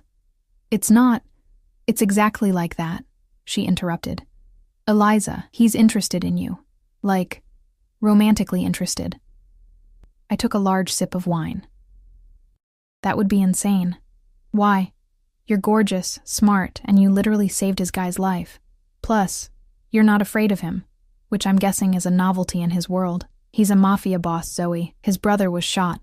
People in his orbit end up dead or in prison." "I'm not saying marry the guy," she clarified. "Just be aware of what's happening. Knowledge is power, especially in a situation like this." I couldn't argue with that logic. And if I was honest with myself, the possibility that Dante's interest might be more than professional both terrified and thrilled me in ways I wasn't ready to examine too closely. We spent the evening catching up, ordering takeout, and watching bad reality TV like we used to before my life took its bizarre turn. It felt normal, comfortable, and yet somehow less vibrant than the tension-filled days at the Rossini estate. I tried to ignore what that might mean about my changing perspective. As Zoe was heading to bed, she paused in the hallway. "Oh, I meant to tell you, there was a guy asking about you at Murphy's the other night." Murphy's was the bar near our apartment where we occasionally went for cheap drinks. "What guy?" She shrugged. "Never seen him before. Older guy, maybe 50s. Asked the bartender if he knew Eliza Morgan. Said he was an old friend of your dad's looking to reconnect." A cold feeling settled in my stomach. "What did you tell him?" "Nothing." "I overheard him asking Mike. Mike said he didn't know you." She frowned at my expression. "Is it a problem?" "Probably nothing," I said, trying to sound casual. "Just weird timing." But as I settled into my old bed, so much less comfortable than the one I'd been sleeping in for the past week, I couldn't shake a sense of unease. My father had been out of my life for 15 years, and I'd never known any of his friends. And the timing, just as I'd entered Dante Rossini's orbit, felt too coincidental to ignore. I pulled out the secure phone Dante had given me, staring at it for a long moment before setting it aside. It was nothing, probably. Just a coincidence. Not worth bothering Dante about during his business gathering. Sleep came fitfully, punctuated by strange dreams where faceless men followed me through hospital corridors while Dante watched from a distance, unable or unwilling to help. I woke to the sound of my regular phone buzzing with a text from Zoe. Gone for morning shift at the paper. Coffee and pot. Dinner later before you go back to Mafia Mansion. I smiled at her nickname for the estate and texted back an affirmative, then stretched and considered my plans for the day. I wanted to visit my mother again, maybe bring her some books from the small collection I kept in my bedroom. As I moved around the apartment, gathering things for a shower, I became aware of a strange silence outside. Sunday mornings in our neighborhood were usually punctuated by the sounds of children playing in the courtyard, cars starting, people heading to brunches or churches. Today, nothing. I peered through the blinds to the street below and froze. Vincent's black sedan was still parked across the street, but beside it now was an SUV I recognized as belonging to the Rossini security detail. Two men I didn't know stood beside it, scanning the street with unmistakable vigilance. My phone, my regular one, buzzed again. Unknown number. "Don't leave your apartment. Dante is sending more security. Stay away from windows." My heart began to pound. I reached for the secure phone Dante had given me, dialing his number with shaking fingers. He answered immediately. "Eliza." "What's happening?" I demanded, moving away from the window as instructed. "A complication." His voice was taut with controlled tension. "Nothing for you to worry about. Just stay inside until my men come to get you." "Dante," I said firmly, "tell me what's going on." There was a pause, then a short sigh. "One of our rivals has taken an interest in my recent activities, including my hiring of a private nurse." His voice hardened. "Someone's been asking questions about you." The man at Murphy's. Older man, 50s? Claiming to be a friend of my father's? Dante's silence was answer enough. "He was at a bar near my apartment, asking about me," I explained. "Zoe mentioned it last night, but I didn't think—" "Why didn't you call me immediately?" The question wasn't accusatory, but I could hear the tension behind it. "I didn't want to bother you during your business gathering," I admitted. It seemed like it could be a coincidence. In my world, Eliza, there are no coincidences. His voice softened slightly. "Marco is on his way with additional men. They'll bring you directly back to the estate. Pack only what you need. We can arrange for the rest of your things later." The implications hit me like a physical blow. "You think I'm in danger? I think it's best not to take unnecessary risks. What about Zoe? If someone's watching me, they've seen her too." Another pause. "Where is she now?" "At work. The Tribune building." "I'll have someone keep an eye on her," Dante promised. "But the interest seems to be specifically in you and your connection to me." "And my mother?" The thought sent a spike of panic through me. "Already handled," he assured me. "I increased security at her facility this morning. She's safe." The fact that he'd anticipated my concerns should have been comforting. Instead, It only emphasized how real the threat must be for him to have taken such precautions. "How long until Marco gets here?" I asked, already moving to my bedroom to pack. 20 minutes, traffic permitting." I could hear muffled voices on his end of the call, suggesting he was coordinating multiple elements simultaneously. "Eliza, listen carefully. Until Marco arrives, do not open your door for anyone. Stay away from windows. If you hear anything suspicious, call me immediately." "I will." He hesitated, then added in a lower voice, "I'm sorry to cut your time away short." "It's not your fault," I replied automatically, though part of me wondered if that was entirely true. If I hadn't accepted his offer, would I now be facing unknown threats from rival crime families? "We'll talk more when you're safely back," he said, and I could hear the barely restrained emotion in his voice. Anger, concern, perhaps something more. "Be careful, Eliza." The call ended, and I moved quickly, throwing essential items into my overnight bag. As I reached for my hairbrush on the bathroom counter, a floorboard creaked in the hallway outside our apartment. I froze, straining to listen. Another creak, closer to our door. Then silence. Heart pounding, I slipped back to the bedroom, grabbing the secure phone and retreating to the bathroom, the only room without windows. I sent a quick text to Dante. "Someone outside apartment door." His response was immediate. "Marco 5 minutes away.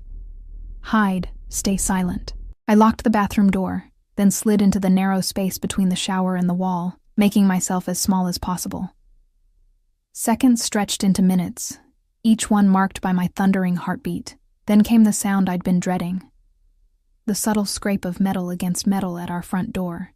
Someone was picking the lock. I covered my mouth to stifle a gasp, pressing myself harder against the wall. The front door opened with a soft click, followed by the barely audible sound of footsteps entering the apartment. "Check the bedrooms," a man's voice murmured.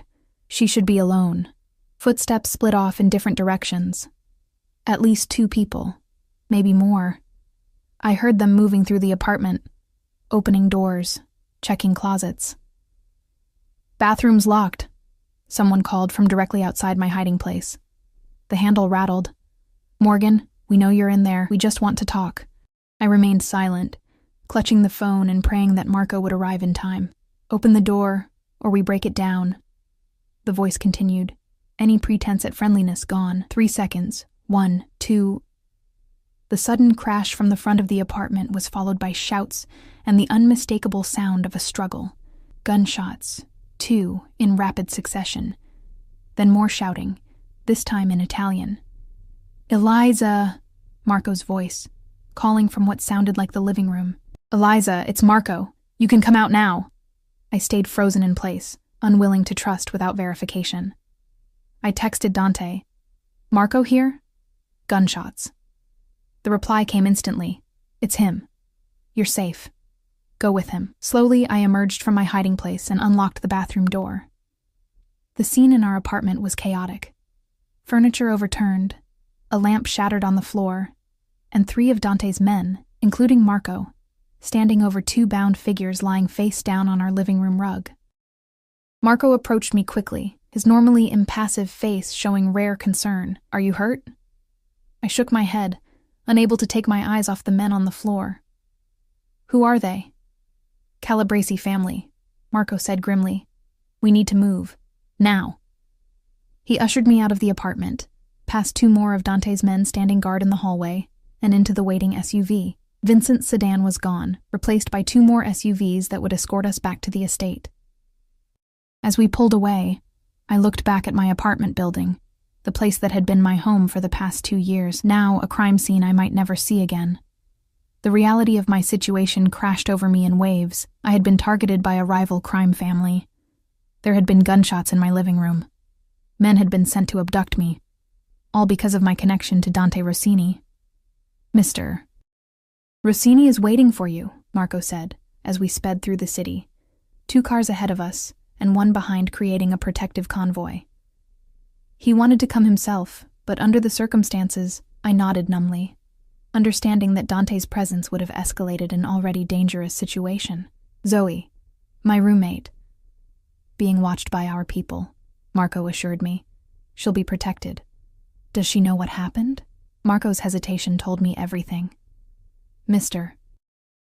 Rossini thought it best if she wasn't alarmed unnecessarily. She'll be told there was a break-in, nothing more. I closed my eyes, suddenly overwhelmed. In the span of a week, my life had completely transformed. I'd gone from anonymous waitress to valuable pawn in some criminal chess game I barely understood.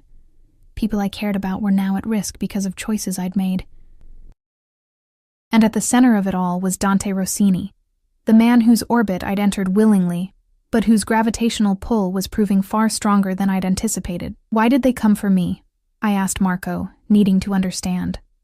What value could I possibly have to a rival family? Marco's expression was carefully neutral. You have access to the Rossini estate, to Antonio during his recovery, to Dante himself. He glanced at me briefly. And Mr. Rossini has shown particular concern for your well-being. That makes you valuable in different ways. Particular concern, such a clinical phrase for whatever complicated dynamic was developing between Dante and me. The remainder of the journey passed in tense silence. When we finally turned onto the private road leading to the estate, I felt a surprising sense of relief at the sight of the familiar gates, the stone walls, the mansion beyond. In just 1 week, this place had become a sanctuary in my mind. Ironic, considering it was home to the very danger that now shadowed me. Dante was waiting in the foyer when we arrived, his face a mask of controlled fury that softened the instant he saw me. In 3 long strides, he crossed the space between us and, to my complete surprise, pulled me into his arms. Thank God, he murmured against my hair, holding me so tightly I could feel his heart hammering in his chest. Are you hurt? Did they touch you? I shook my head, too stunned by his embrace to form words immediately. When he finally released me, his hands remained on my shoulders, dark eyes scanning my face as though confirming for himself that I was truly unharmed. I'm okay, I managed. Marco arrived in time. Dante's gaze shifted to his security chief, the gratitude in his expression requiring no words. Marco nodded once, then discreetly withdrew, taking the other men with him, and leaving Dante and me alone in the foyer. I'm sorry, Dante said, his voice rough with emotion. This is my fault. I should have anticipated Calabresi would take an interest in you. Why did they? I asked, needing to hear it from him directly. What would they gain by taking me? Dante's jaw tightened. Leverage. Information. He hesitated, then added quietly, a way to hurt me. The admission hung in the air between us, heavy with implications neither of us seemed ready to articulate fully. What happens now? I asked instead. Now you stay here, where it's safe, he replied firmly. We'll arrange for the rest of your belongings to be brought from your apartment. Your mother remains under protection at her facility. Your roommate will be watched discreetly. And how long does this last? I pressed. How long until it's safe for me to return to my normal life?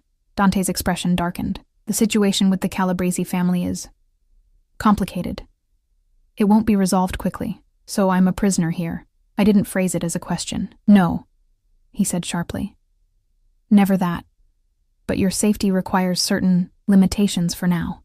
I closed my eyes, trying to process everything. When I opened them again, Dante was watching me with an expression I couldn't quite define.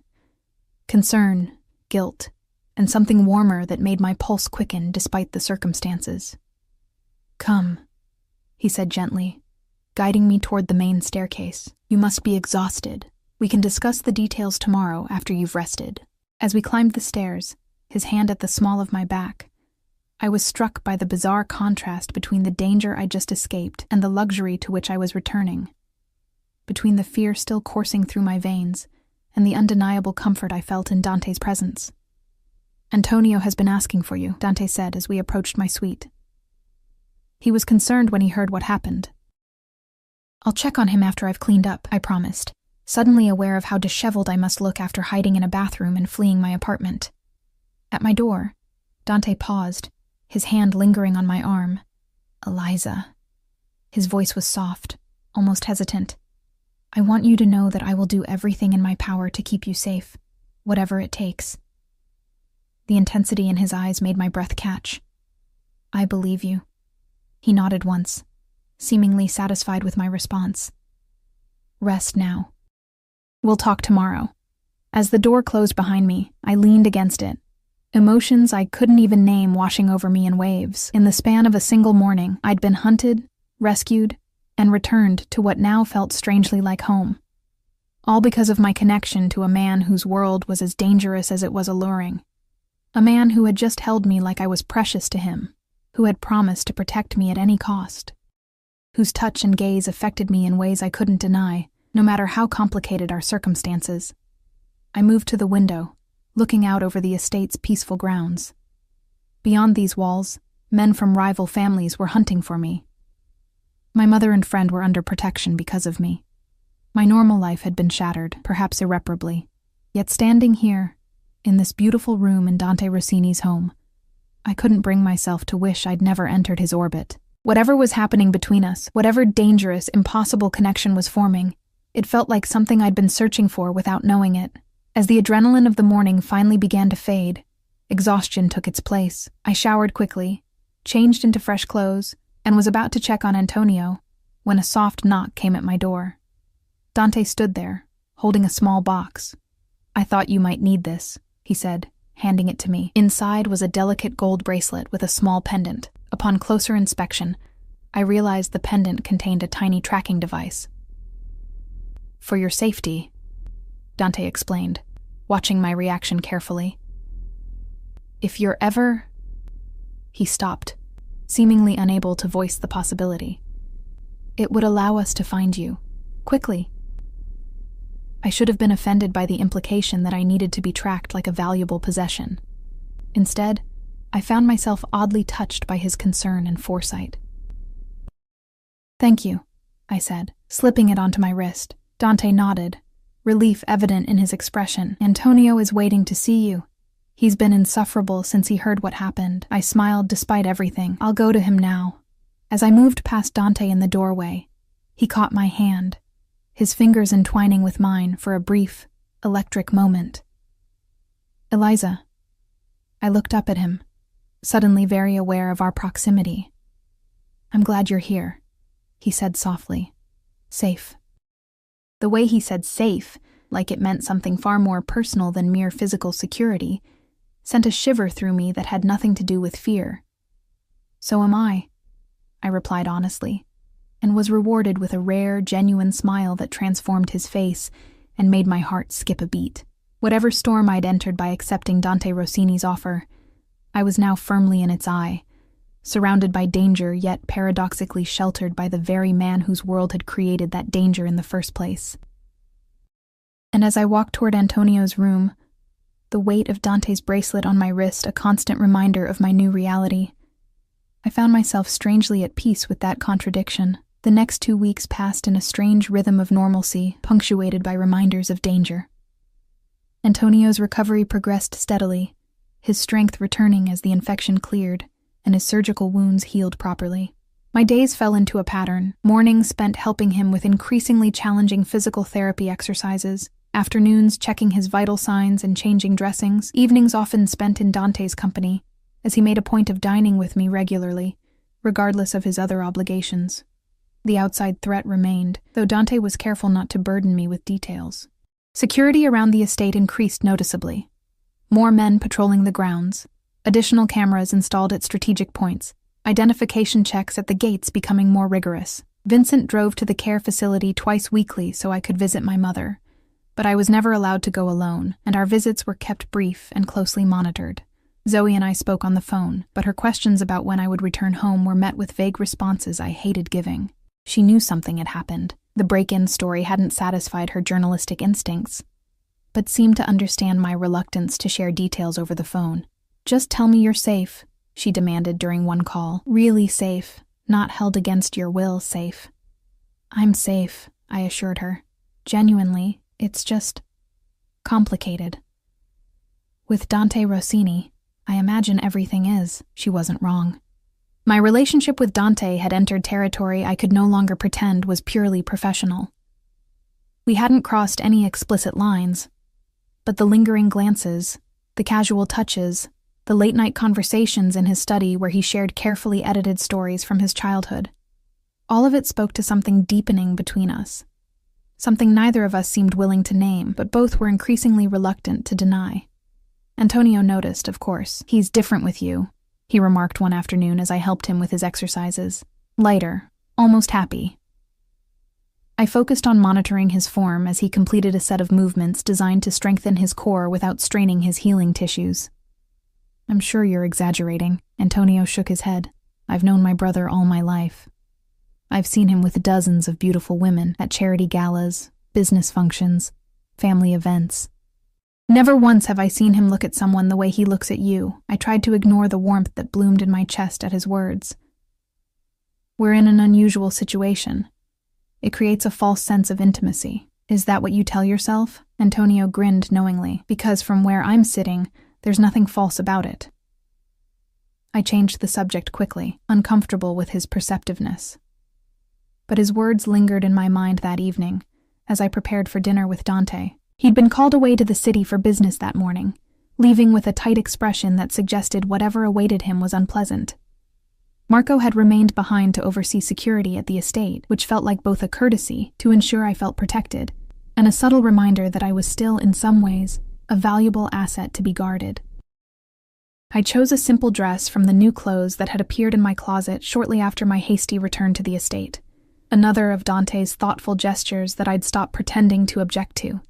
The deep blue silk was more elegant than anything I'd have chosen for myself, but I'd learned that in the Rossini household, even casual dining called for a certain standard of dress. Dante was waiting in the smaller dining room, standing by the window with a glass of scotch, his back to the door. He turned as I entered, and the expression that crossed his face, appreciation tinged with something darker, more possessive, sent a shiver of awareness through me. "Eliza," he said, setting his drink aside and crossing to pull out my chair. "You look beautiful. Thank you." I sat, hyper-aware of his proximity, as he took the seat adjacent to mine rather than across the table. "How was your business in the city?" A shadow crossed his features, productive, if not pleasant. He signaled to the waiting staff to begin serving. "The Calabrese situation is evolving." "Is that good or bad?" "Potentially both." He took a sip of his wine, considering his next words carefully. "They've proposed a meeting. Neutral territory, limited security on both sides." My pulse quickened. "To discuss what?" "Various points of contention," he replied vaguely, then added, "including their unfortunate interest in you." The reminder that I was now a bargaining chip in some Mafia negotiation was sobering. "When is this meeting?" "Tomorrow evening." I absorbed this information as the first course was served, a delicate soup I barely tasted. "Will it be dangerous?" Dante's expression softened slightly. "There's always an element of risk in these situations, but we'll take precautions." His hand moved to cover mine on the table, his touch warm and reassuring. "You don't need to concern yourself with the details. I think I'm already rather deeply concerned, considering men were sent to abduct me from my apartment," I pointed out, but without heat. I'd come to understand that Dante's instinct to shield me from the uglier aspects of his world stemmed from a genuine desire to protect, not to control. He conceded the point with a slight incline of his head. "Fair enough. But I promise you, Eliza, I won't allow harm to come to you or to those you care about." The conviction in his voice was absolute, and I found myself believing him despite the inherent dangers of his world. Over the past weeks, I'd seen glimpses of the power he wielded, the respect and fear he commanded among his associates. If anyone could keep a promise of protection, it was Dante Rossini. "Antonio seems much better," I said, deliberately changing the subject to safer ground. "Dr. Kiernan is pleased with his progress." "Thanks to your care," Dante replied, his thumb tracing small circles on the back of my hand, sending sparks of awareness up my arm. "He told me today that you're the best thing that's happened to our family in years." I smiled, genuinely touched. Despite the circumstances that had brought me here, I'd grown fond of Antonio and his irreverent humor, his surprising intelligence, his unwavering loyalty to his brother. "He's a good patient, most of the time." "High praise indeed," Dante murmured, amusement warming his dark eyes. though I suspect his cooperation has more to do with his nurse than with any natural inclination toward following medical advice. The meal continued in comfortable conversation, Dante skillfully steering us away from the darker topics that loomed over tomorrow's meeting. By dessert, a chocolate confection that would have made the pastry chefs at the Altezza envious, a pleasant warmth had settled between us, born of good wine and better company. "Walk with me," Dante suggested as the staff cleared our plates. "The gardens are beautiful at night." The evening air carried the scent of night-blooming jasmine as we strolled along stone paths, illuminated by subtle landscape lighting. Security was visible at a discreet distance, shadows moving at the periphery of the gardens, a reminder that even in this peaceful moment, dangers lurked beyond the estate's walls. "I've been thinking," Dante said after a comfortable silence, "about what happens when Antonio no longer needs your full-time care." The question had been hovering in my mind as well. With Antonio's recovery progressing steadily, my original 3-month contract would likely conclude with time to spare. But the threat from the Calabrese family complicated any plans for my return to normal life. "I imagine that depends on how your meeting goes tomorrow," I replied carefully. Dante stopped walking, turning to face me directly. The moonlight cast his features in dramatic relief, highlighting the sharp planes of his cheekbones, the intensity of his gaze. "Even if the situation with Calabrese is resolved, I find myself reluctant to think of you leaving." My heart skipped a beat. "Dante, I know our arrangement began as a business transaction," he continued, taking my hands in his. "A job offer you accepted out of necessity rather than choice. But these past weeks," he paused, seeming to search for the right words. "Things have changed, Eliza, at least for me." I should have reminded him of all the reasons this was complicated, the vast differences in our worlds, the danger that seemed to radiate from his very existence, the power imbalance that had defined our relationship from the beginning. Instead, I heard myself say, "For me too." Relief and something deeper flickered across his face. He reached up to trace the curve of my cheek, his touch feather-light. "I don't have the right to ask you to stay, to choose this life, with all its complications and dangers. But I find I can't bear the thought of you walking away when this is over." "What exactly are you asking?"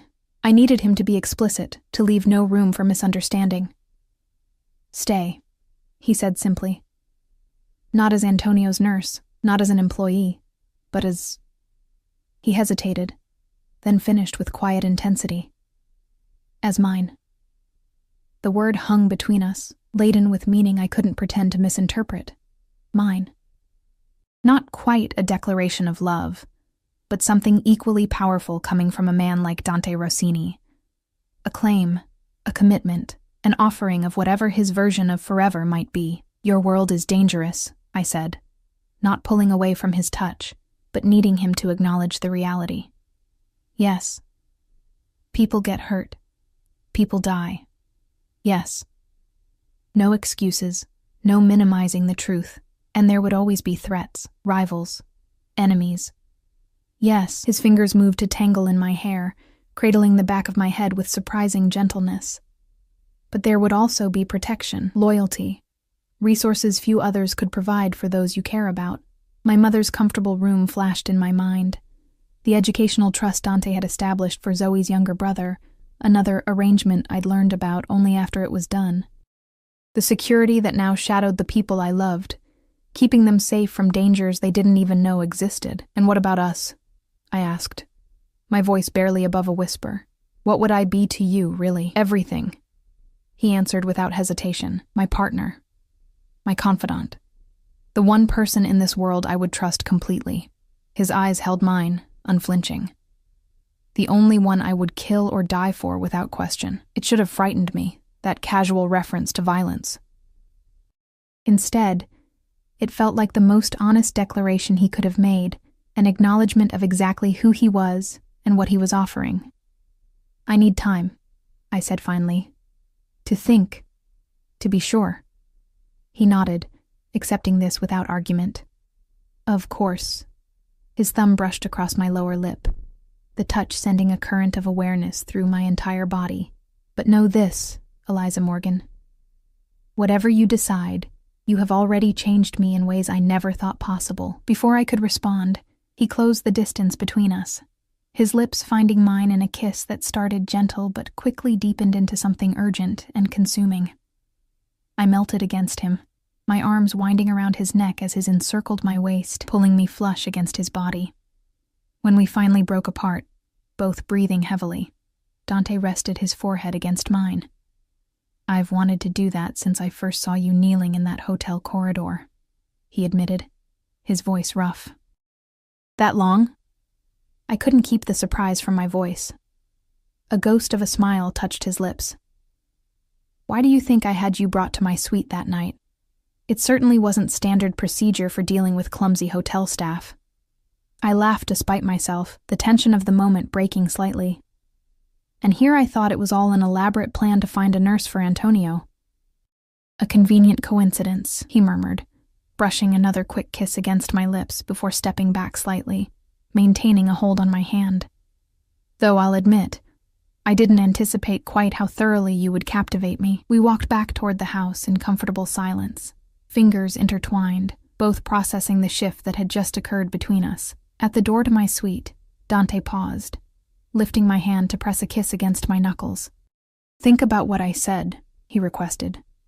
"But know that whatever you decide, you will always have my protection and support."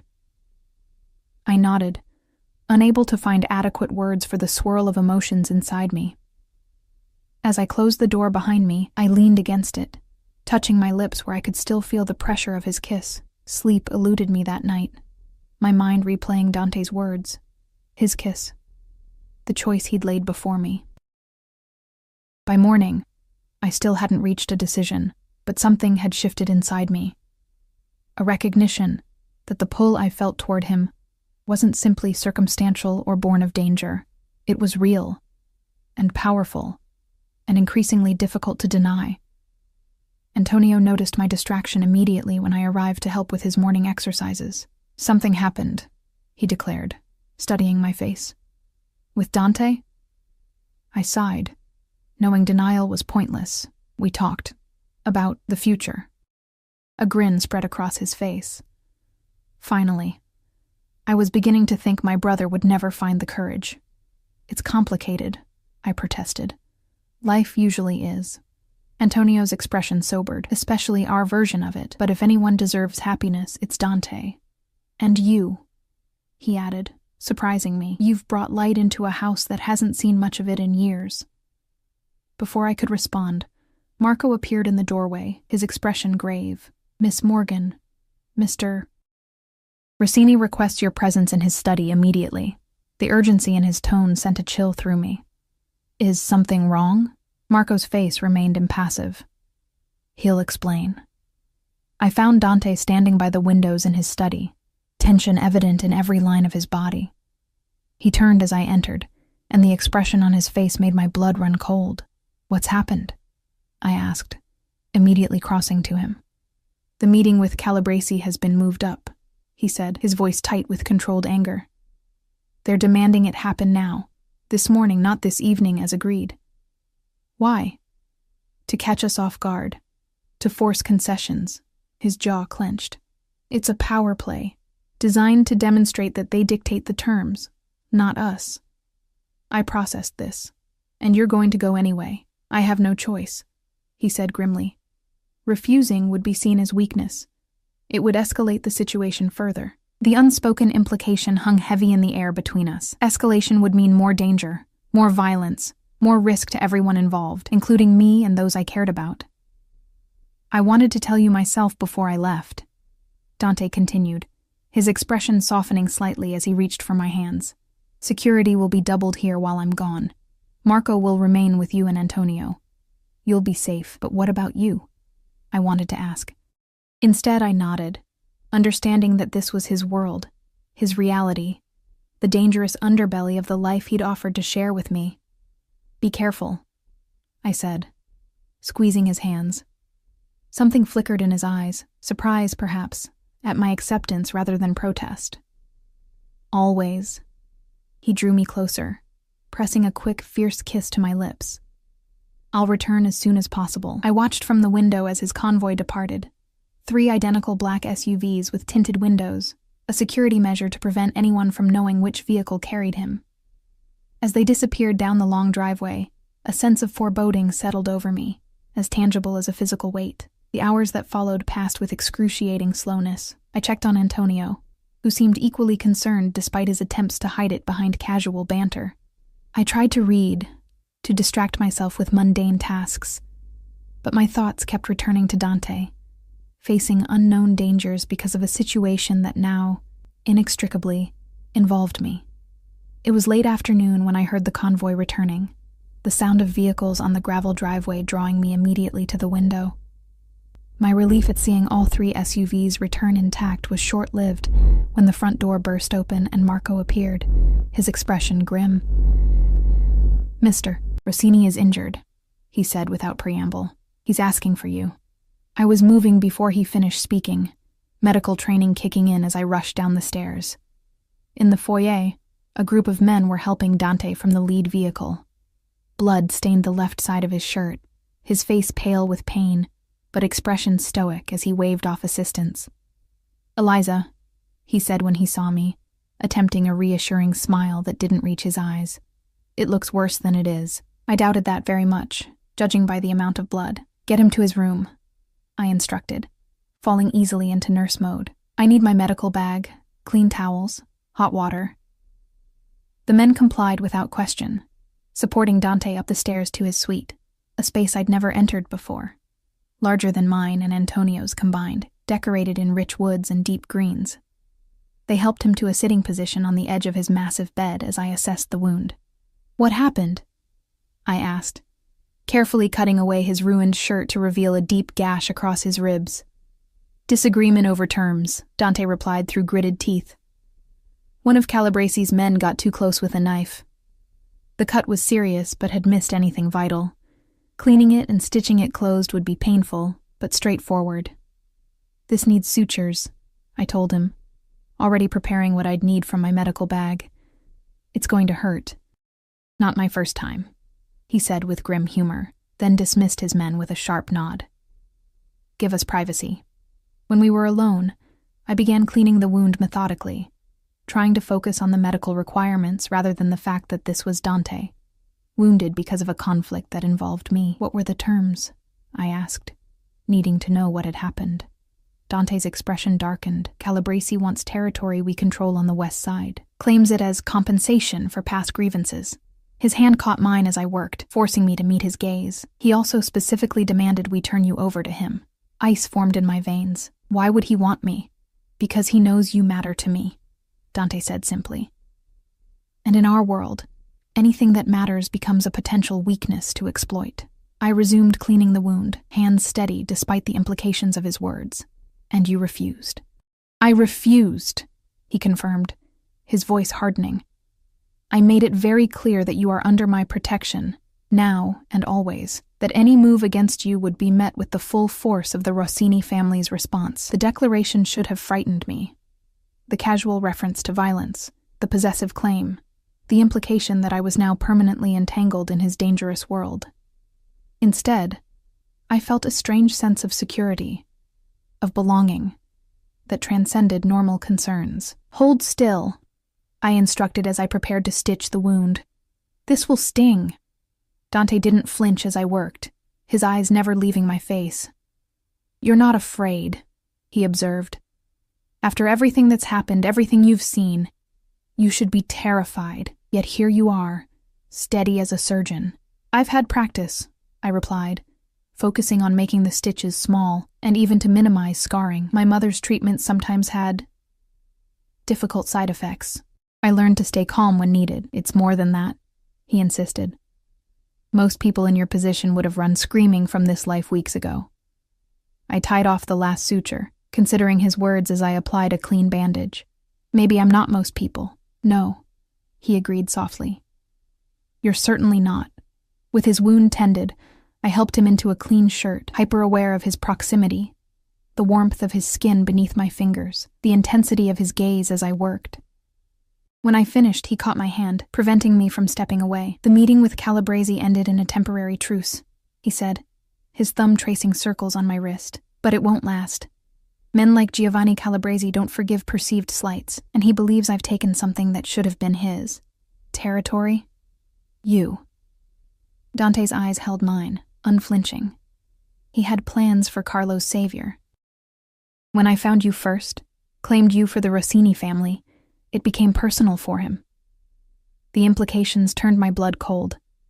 So even if I were to leave now, go back to my normal life, he would find you, Dante confirmed grimly, use you against me, hurt you for the simple pleasure of knowing it would hurt me in turn, a perfect trap, I murmured, the reality of my situation crystallizing with brutal clarity. Stay and choose a dangerous life with you, or leave and face those same dangers without your protection. Dante's expression softened, his hand moving to cup my cheek. I wish I could offer you a different choice, Eliza. A normal life, free from the complications of my world.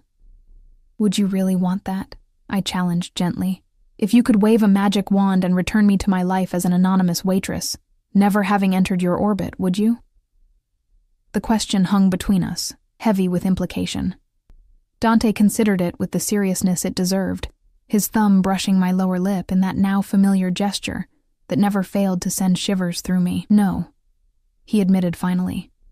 I'm not selfless enough for that. Having found you, I don't think I could bear to lose you, even if keeping you means putting you at risk. The honesty of his answer moved me more than pretty declarations ever could have. This was Dante Rossini at his most authentic, acknowledging the danger he represented while refusing to pretend he didn't want me in his life despite that danger. I made my decision then, with a clarity that surprised even me. I'm staying. Dante's eyes widened slightly. Eliza, not out of fear, I interrupted. Not because I feel trapped or because I need your protection, but because when I try to imagine going back to my old life now, it feels empty. I moved closer, resting my hand against his chest, feeling his heartbeat strong and steady beneath my palm. Because whatever this is between us, it's worth the risk. Relief and something deeper flooded his expression. With careful movements that avoided straining his injured side, he pulled me to him, his lips finding mine in a kiss that felt like a claiming, a promise, a beginning all at once. I will keep you safe, he vowed against my lips. You and your mother, your friend, anyone who matters to you. No harm will come to you while I draw breath.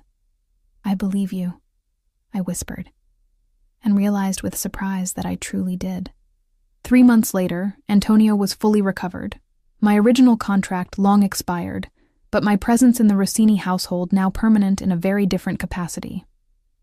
My mother had been moved to a private suite in the east wing of the estate, where the best specialists monitored her care and made her final months as comfortable and dignified as possible. Zoe visited regularly, having finally been told a version of the truth that satisfied her journalistic curiosity without endangering her unnecessarily. The conflict with the Calabrese family had reached an uneasy resolution. Not peace, exactly, but a mutually beneficial arrangement that reduced immediate threats while allowing both families to maintain their pride and territory. I didn't ask for details, understanding that some aspects of Dante's world were best kept separate from my involvement. Life as Dante Rossini's partner wasn't the fairy tale ending of childhood dreams.